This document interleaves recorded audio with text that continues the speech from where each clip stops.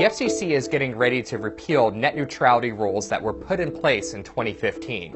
Net neutrality is the concept that all traffic on the internet should be treated the same. That means your internet provider can't suddenly decide to slow down YouTube or Netflix because they're not paying enough. It also means they can't charge you more to access certain services.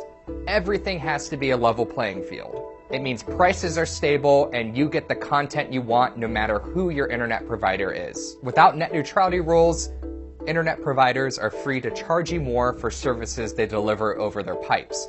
It puts big players like Google and Amazon that can afford to have such services delivered at a huge advantage and prevents the little guys from being able to afford to do the same. So you're probably wondering, if net neutrality is so great and it's only been on the books for about 2 years, why does the FCC want to get rid of it all of a sudden? FCC Chairman Ajit Pai, the Trump appointee who's running the FCC, put forth a proposal that will repeal the net neutrality rules. Pai argues that by repealing these rules, the telecom companies will have to be transparent about their offerings, so if they decide to charge more for one service, it will be up to the customer to decide whether or not to buy it. But it's easy to remain skeptical. When was the last time your cable provider or wireless carrier was transparent with you? There are tons of examples out there of internet providers and telecom companies abusing their power with content delivered over the internet. Let's rewind back to 2014 when Comcast got caught